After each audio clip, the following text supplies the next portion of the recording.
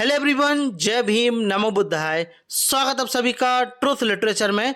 और इस वीडियो में हम जानेंगे गौतम बुद्ध के काल के बारे में, साथ ही साथ उस समय पर कौन कौन विद्वान हुए वह भी जानेंगे और जानने का प्रयास करेंगे, और भी इतिहास के माध्यम से, सम्राट अशोक के स्क्रिप्चर्स के माध्यम से, उनकी लिपि के माध्यम से। तो आइए शुरुआत करते हैं। हम रेफरेंस ले रहे हैं किताब भ्रम का पुलिंदा। तो आइए डिस्कस करते हैं और लिखते हैं कि भगवान गौतम बुद्ध के अलावा उस समय कई और विद्वान थे।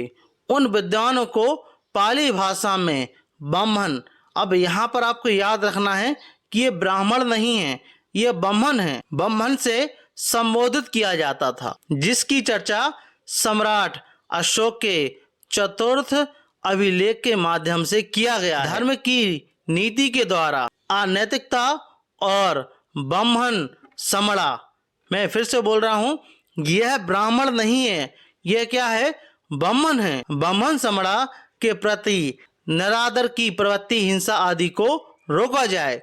यहाँ ब्राह्मण और समड़ा से दो समूह संबोधित हो रहा है।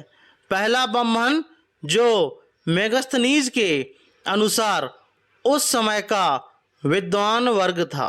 अब वहाँ पर कोई जाति प्रथा तो थी नहीं, वह विद्वान वर्ग था और कोई भी विद्वान हो सकता था। ऐसे लोग काफ़ी विद्वान और ज्ञानी होते थे। वहीं दूसरा समड़ा से उस समय के वैसे लोग जो भगवान बुद्ध द्वारा बताए गए मार्गों पर चलकर अपने अंदर के विकारों का समन करते थे, यानी राग द्वेष को निकालकर भिक्षु का जीवन व्यतीत करते थे या भिक्षु का जीवन जीते थे। ऐसे सम्यक संस्कृति के समय ये दोनों लोग भगवान बुद्ध के अनुयायी होते थे। उस समय के जिन व्यक्तियों का ब्राह्मण मतलब विद्वान वर्ग होने का साक्ष्य मिला है, अगर जिसको भी अभी भी डाउट हो रहा है कि ये ब्राह्मण नहीं ये ब्राह्मण है, तो मैंने ट्रुथ लिटरेचर पर इस पर वीडियोस बनाई है, आप उसको देख सकते हो, आप समझ जाओगे। उनके नामों को लिख रहा हूँ। पहला मखली गोसाल, निगंठ नाथ पुत्र, पूरन कश्यप, अजीत केशकंबी, पथुक कच्चान, संजय बलेठी पुत्र, अलार कलाम पुत्र है ये। जैसे अनेक विद्वान ब्राह्मण हुए, जिनमें से कई लोग समाज का मार्गदर्शन करते थे, तो कई लोग राजा के दरबार में आमात का काम भी करते थे।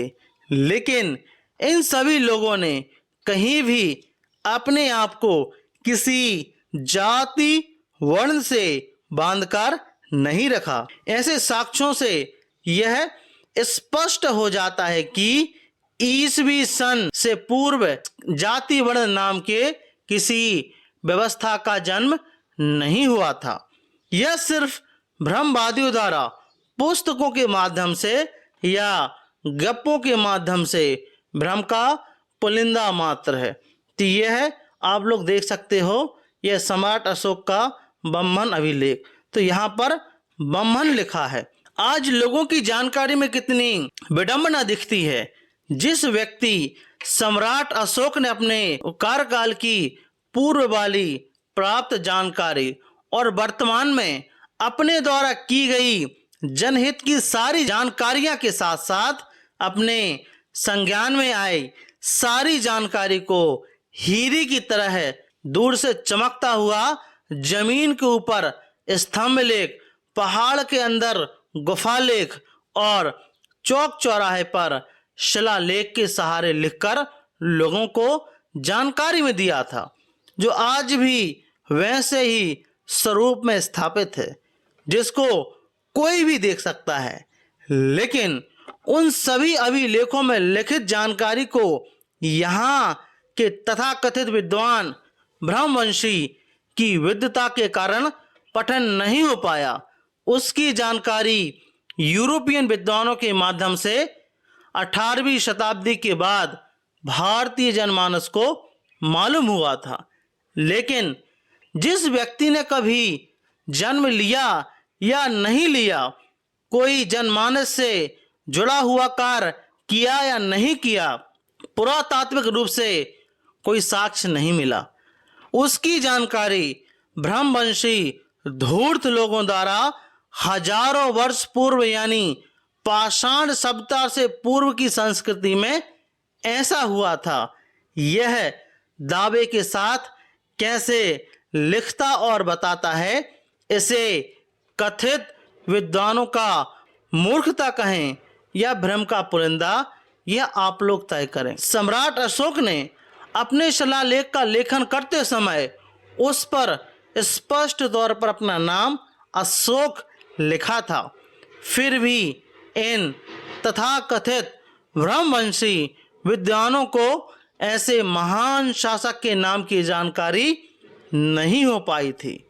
सम्राट अशोक ने अपने कार्यकाल में विद्वान जीवक संप्रदाय की चर्चा करते हुए गुफा दान लिखे, लेकिन अपने घर में किसी अज्ञात मूढ़ ब्रह्मवंशी चाणक्य का होना नहीं लिखे।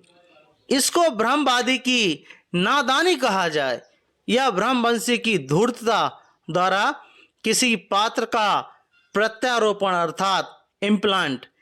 यह बात आज सबको मालूम है कि कोई भी व्यक्ति या शासक जब किसी दूसरे के बारे में लिखता है तो अपने परिवार में मौजूद विशिष्ट लोगों की जानकारी जरूर लिखेगा। जैसे अंग्रेजों ने भारत अपना वर्तमान इतिहास लिखा, तो क्या अंग्रेजों ने भारत का पूर्व बेहतर या बदतर बीता हुआ कल इतिहास नहीं लिखा? अगर अंग्रेज यह इतिहास नहीं लिखता तो आज सभी लोग ब्रह्मवंश द्वारा लिखित गपोड़ इतिहास सतयुग, द्वापर और त्रेता के साथ साथ क्षत्रिय ब्राह्मण का बखिया बखान इतिहास पढ़ते रहता, जो सिर्फ भ्रम का पुलिंदा मात्र है। ये आप लोग सम्राट अशोक के अभिलेख देख सकते हैं। यह सम्राट अशोक का गुफा अभिलेख है, आप लोग देख सकते हो। अभी तक आप लोग भ्रमशीलों द्वारा किसी चित्रों या कभी खुदाई से मिले कुछ आकार को लेकर काल्पनिक तारतम्य बिठाने का प्रयास कर रहे हैं, लेकिन अब जो भ्रमकों का प्रयास देखेंगे उससे थोड़ी देर आप भी सोचने को मजबूर हो जाएंगे कि यह कैसे हो सकता है। हुआ यह कि भ्रमकों का वेद, रामायण, गीता, महाभारत, उपनिषद और पुराण जैसे सभी श्रुति स्मृति ग्रंथों का लेखन या वाचन करोड़ों वर्ष पूर्व हो गया था, लेकिन उन सभी ग्रंथों के अंदर लिखी गई या बोली गई संस्कृत भाषा के वाक्यों की शुद्धिकरण हेतु व्याकरण का निर्माण नहीं हुआ। फिर तो उस संस्कृत में काफी अशुद्धि रही होगी। आखिर भ्रमकों का सारा खेल कल्पनाओं से ही चलता है। किसी भी लिपि या किसी भाषा के निर्माण से पहले उसका वर्णमाला का बनना निश्चित होता है और साथ में उसके बाद उसका व्याकरण भी महत्वपूर्ण होता है। व्याकरण मतलब ग्रामर। जैसे ज्ञात ऐतिहासिक काल की पहली लिपि धम्म लिपि और प्राकृत व पाली भाषा के माध्यम से साक्ष्यों में दर्ज है। कोई अपनी अंधभक्ति की वजह से बिना साक्ष्य का कुतर्क करता रहे वह अलग बात है, लेकिन जिसको कुछ पुरातात्विक साक्ष्य का ज्ञान है वे सभी लोग आज धम्म लिपि और प्राकृत पाली भाषा को ही प्रथम ज्ञात भाषा का दर्जा देते हैं। जब तक भाषा नहीं बनेगी तब तक उसका व्याकरण बनने का सवाल नहीं बनता है।